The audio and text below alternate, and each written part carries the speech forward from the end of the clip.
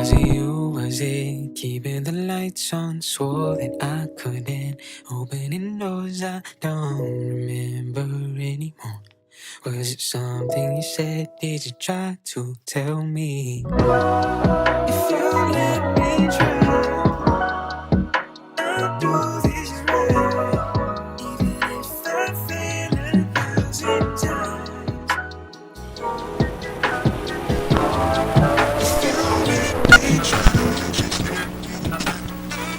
What's the first song that made the biggest impression on you? When I was a kid, my dad had a lot of Michael Jackson DVDs, and I would just sit in a room just like watching his live performances and his music videos again and again.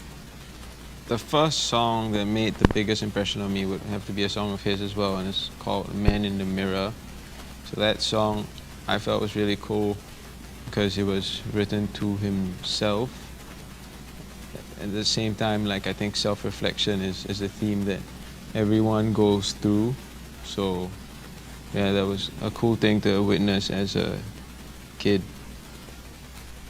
What was the motivation behind your first song? I enjoyed writing music a lot as a kid. When I was 16, I've been a big fan of music my whole life. So when I was 16, it was a kind of natural inclination towards writing music. The first time I picked up a guitar, for some reason, I gravitated more towards writing music than being better at the guitar. So that was how it started.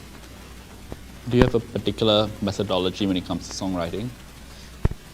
I don't really have a methodology. I'd say, I guess it is a methodology. Like, I see songwriting as a muscle that you have to train, and I very much believe in a kind of like stream of consciousness writing, which is less about poetry and more about just letting it flow out like a tap, in a sense that just writing songs over and over again until you get the best song that you feel like putting out.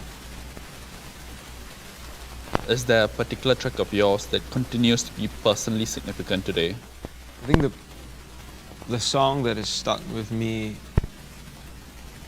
throughout my whole career will probably be my first song, Until We Die. I think that song was written for my friends. We were just in a mood where we were just discovering ourselves and kind of learning a lot of new things, seeing the world in many different perspectives. Yeah, so that was the one that I feel a lot for, and interestingly enough, I think a lot of people resonate with that song as well. So that song means a lot to me. Yeah. You've collaborated with a variety of musicians over the years.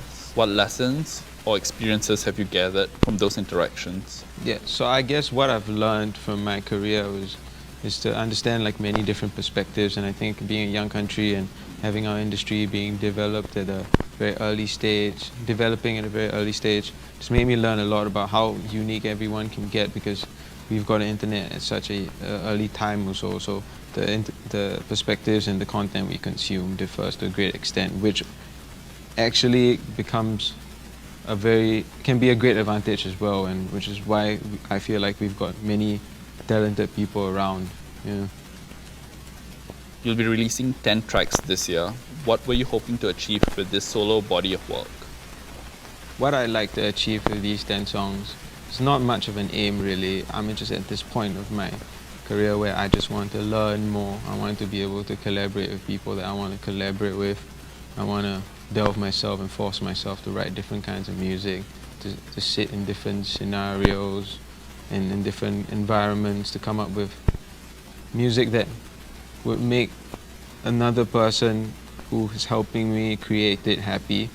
I learn a lot from just following their direction, in my opinion. So that has been my aim with it all, I guess, to learn and also to just create with people. Yeah. It seems there's a common theme among them, possibly around embracing differences and painful realities. How did that come about? Or are there any other themes that you'd like to address in these 10 tracks? I just feel like I'm trying to be honest with my work, and I also, growing up with music and also writing my own music, so I realized that music can sometimes be a kind of a form of escape, to be used as a form of escape for people, including myself when I was younger. And that's when I started leaning towards naturally writing about these themes, because I felt like there are realities that can afford to be acknowledged in music, and there can come quite a lot of relief and a lot of calmness that derives from kind of accepting a certain growing pain, for example. And that was just a natural inclination towards me. I wasn't trying to do something new, you know. Yeah.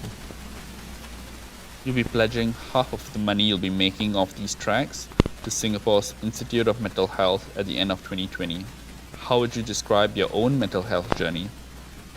My own journey with mental health has been a struggle, in the sense that I think we're constantly brought up in a world where it's constantly teaching us to be unfulfilled.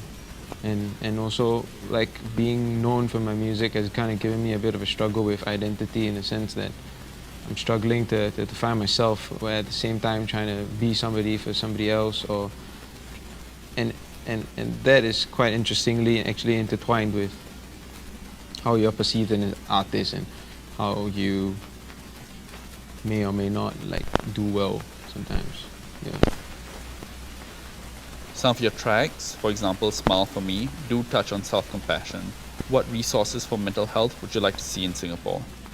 I guess, to be honest, I feel quite deeply for the fact that it is less so about resources and more so about empathy, compassion, more so about self-awareness, and realizing that everyone is kind of going through troubles of their own, and not dismissing mental health as a thing that's only unique or special to some people. And I guess just that purely by understanding alone, you don't really need a lot of resources. So that's what I feel, yeah.